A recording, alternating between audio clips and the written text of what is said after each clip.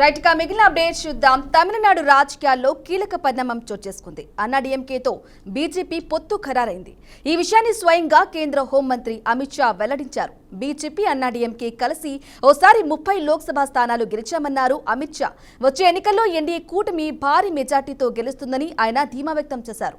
పళనిస్వామి నేతృత్వంలో పోరాడతామని అన్నారు. కాగా ఇప్పటికే తమిళనాడు నూతన అధ్యక్షుడి ఎంపిక కూడా పూర్తయింది. ఇదే విషయానికి సంబంధించి పూర్తి అప్డేట్ మా ప్రతినిధి అవుట్పుట్ ఎడిటర్ వెంకట్ అందిస్తారు. వెంకట్, తమిళనాడులో వచ్చే ఏడాది అసెంబ్లీ ఎన్నికలు జరగబోతున్నాయి. ఈ క్రమంలోనే చాలా ముందస్తుగా పక్కా ప్లాన్తోనే ఒక కీలకమైనటువంటి అలయన్స్ ఫామ్ అయింది.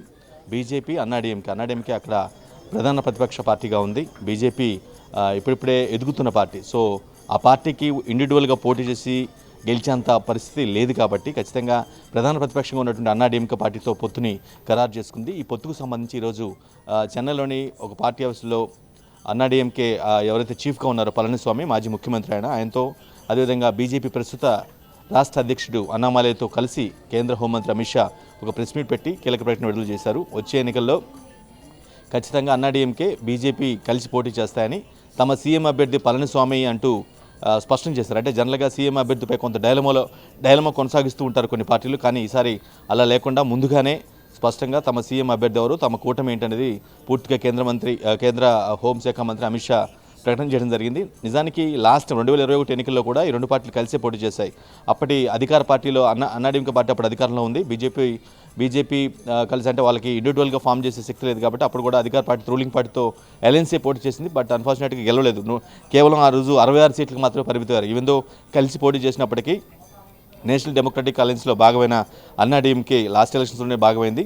సో ఆల్మోస్ట్ 10 పార్టీలు అన్నీ కూడా కలిసి ఎన్డీఏ కూటమిల 2021 ఎన్నికల్లో పోటీ చేసినప్పుడు కూడా కేవలం 66 సీట్లతో మాత్రమే సరిపెట్టుకోవాల్సి వచ్చింది. కానీ అక్కడ సెక్యులర్ ప్రోగ్రెసివ్ అలయన్స్ డీఎంకే ఎవరైతే ఉన్నారో డీఎంకే లాస్ట్ టైం ఆల్మోస్ట్ 133 సీట్లు సాధించింది. కాంగ్రెస్తో పాటుగా మరికొన్ని పార్టీలు మొత్తం అక్కడ 13 పార్టీలు అలయన్స్గా ఉండి సెక్యులర్ ప్రోగ్రెసివ్ అలయన్స్ పేరుతో ఆ కూటమిగా పోటీ చేశాయి. ఆల్మోస్ట్ 136 సీట్లు రావడంతో వన్ సైడ్ ఆల్మోస్ట్ 45.70% ఓట్లతో గవర్నమెంట్ ఫామ్ చేసింది. ఇక్కడ వీళ్ళకి మాత్రం ఎన్డీఏ అలయన్స్కి మాత్రం లాస్ట్ టైం వచ్చింది కేవలం 39.29% మాత్రమే ఓట్లు వచ్చాయి. అంటే 40% ఓట్లు, almost half of the votes సాధించాయి. బట్ అధికారం దక్కించుకోలేకపోయాయి. కానీ ఈసారి త్రిముఖ పోటీ ఉండే అవకాశం స్పష్టంగా కనిపిస్తుంది. అఫ్కోర్స్ అధికార పార్టీ డీఎంకేకి కాంగ్రెస్ పార్టీ మెయిన్ పార్టీ ఒకటి ఉంది, వాళ్ళిద్దరు కలిసి పోటీ చేస్తారు, నో డౌట్. అందులో మేబీ ఇప్పుడు ఇంకా ఎన్నికలు కొంచెం టైం ఉంది కాబట్టి అలయన్స్ ప్రకటించనక్కర్లేదు. ప్రస్తుతం వాళ్ళు స్టిల్ ఇప్పుడు ఇద్దరు అలయన్స్లో ఉన్నారు కాబట్టి సేమ్ అదే సీన్ రిపీట్ అయ్యే అవకాశం కనిపిస్తుంది. దాంతోపాటుగా కొన్ని రీజనల్ పార్టీలు ఏవైతే ఉన్నాయో అవి కూడా ఈ సెక్యులర్ ప్రోగ్రెసివ్ అలయన్స్తో కలిసి పోటీ చేసే అవకాశం కనిపిస్తుంది. ఇక్కడ మాత్రం అన్నాడీఎంకే పార్టీతో పాటుగా బీజేపీ, మరికొన్ని పార్టీలు ఏదైతే ఎన్డీఏ డెమోక్రటిక్ అలయన్స్లో భాగంగా ఉన్నాయి కొన్ని పార్టీలు, ఇవన్నీ కూడా కలిసి రఫ్గా ఇవి కూడా 10 నుంచి 12 పార్టీలు కలిసి పోటీ చేసే అవకాశం కనిపిస్తుంది. అయితే ఇక్కడ త్రిముఖ పోటీ ఖచ్చితంగా కనిపించే అవకాశం ఉంది. ఎందుకంటే టీవీకే పార్టీ ఈ మధ్యన మనకు తెలిసిందే, టీవీకే పార్టీ అని తలపతి విజయ్, అంటే తమిళనాడులో పెద్ద ఫ్యాన్ ఫాలోయింగ్ చాలా ఎక్కువగా ఉన్నటువంటి యంగ్స్టర్ యువ హీరోల్లో ఈ విజయ్ ఒకరు. కాబట్టి విజయ్ టీవీకే పార్టీ అని స్థాపించారు.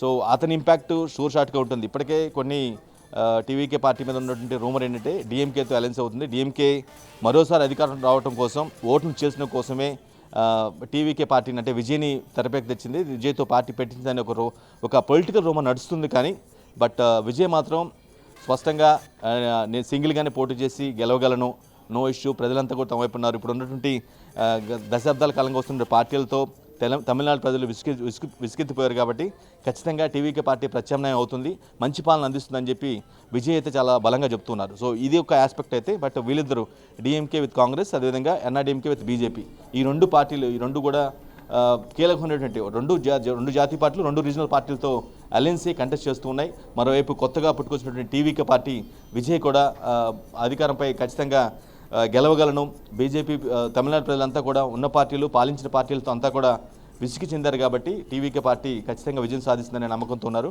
ఓవరాల్గా త్రిముఖ పోటీ అయితే ఖచ్చితంగా ఉండే అవకాశం ఉంటుంది 2026 అసెంబ్లీ ఎన్నికల్లో. Right Venkat, thank you for the updates.